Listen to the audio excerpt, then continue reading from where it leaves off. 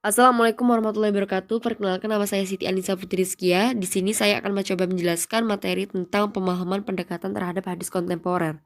Untuk referensi, saya menggunakan jurnal skripsi yang berjudul Pergeseran Metode Pemahaman Hadis Ulama Klasik hingga Kontemporer oleh Ahmad Irfan Fauzi, mahasiswa Winsuka dengan dosen pembimbing Bapak Rifki Muhammad Fati MA. Dalam pemahaman pendekatan hadis secara kontemporer, pastilah memiliki perbedaan dengan pada masa klasik. Kerangka kontemporer yang tercipta dari keinginan untuk memahami sebuah makna teks atau matan memberikan otoritas kepada penafsir untuk mengkaji lebih dalam, bukan hanya sekedar melalui pendekatan kebahasaan saja. Akan tetapi jauh lebih luas dengan ikut menarik pendekatan-pendekatan lain seperti sosiologi, antropologi, psikologi, dan lain-lain. Beberapa contoh pemahaman yang diberikan oleh beberapa tokoh, diantaranya yang pertama Ibnu Asyur. Ibnu Asyur dalam pemahamannya juga merujuk model pemahaman dengan melihat motif Nabi menyabdakan hadis, agar dapat dibedakan mana yang mengandung syariat ataupun tidak.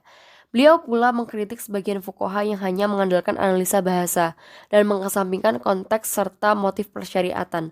Dengan berpedoman kepada rumusan yang telah ada, Ibnu Asyur mengembangkan menjadi 12 kategori dalam menentukan motif Nabi. Kategori-kategori tersebut yakni yang pertama pembentukan syariat agama, kemudian pemikiran atau opini agama, putusan hukum, keputusan politik, petunjuk, kontrak damai, pertimbangan, saran, penguatan, dan lain-lain. Yang kedua yaitu Muhammad Arkun dalam upaya memahami Al-Quran dan juga hadis menawarkan metode yang berorientasi pada pemaknaan aktual terhadap Al-Quran dan juga hadis. Ia termasuk intelektual muslim yang sangat berani dalam menafsirkan Al-Quran, bukan dari tradisi Islam, tetapi dengan menggunakan metode yang diimpor dari budaya barat. Ia menyuguhkan analisis semiotis sebagai suatu bentuk metode alternatif bagi penafsiran Al-Quran, mengingat memang dalam karyanya bukan ditujukan untuk memahami hadis, akan tetapi setidaknya sikap metodisnya dapat diterapkan kepada sumber hukum lainnya seperti hadis. Secara ringkas, metode analisis semiotis dapat dikemukakan sebagai berikut.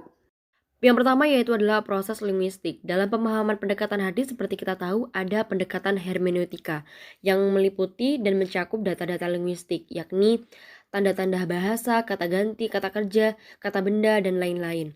Hal tersebut karena setiap bahasa mempunyai tanda-tanda bahasa yang ikut mempengaruhi produksi makna. Yang kedua yaitu adalah pembacaan historis.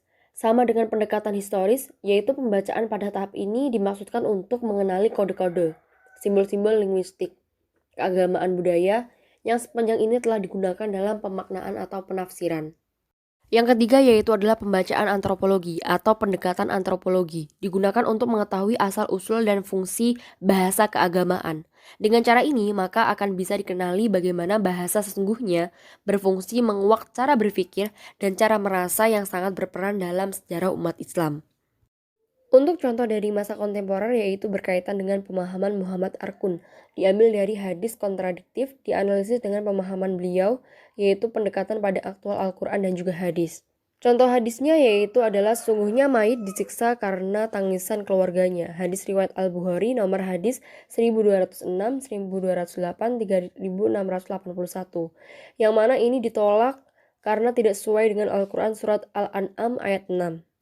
Begitu pula dengan ulama-ulama lainnya dalam memberikan pemahamannya terkait pendekatan-pendekatan hadis. Dan jika dianalisis lebih jauh tentang kedua tokoh di atas, metode yang coba dipaparkan pada masing-masing karyanya memang bukan sebuah tawaran metode yang baru. Hal ini dikarenakan proses yang dilakukan memang tidak jauh berbeda dengan rumusan metode yang ditawarkan pada fase klasik. Perbedaannya hanya terletak pada besarnya pendekatan-pendekatan yang bersifat sosiologis ikut mempengaruhi dalam pemahaman yang dibentuk. Sekian penjelasan pemahaman pendekatan hadis kontemporer dari saya, semoga dapat memenuhi tugas topik 15. Terima kasih, semoga bermanfaat bagi kita semua. Wassalamualaikum warahmatullahi wabarakatuh.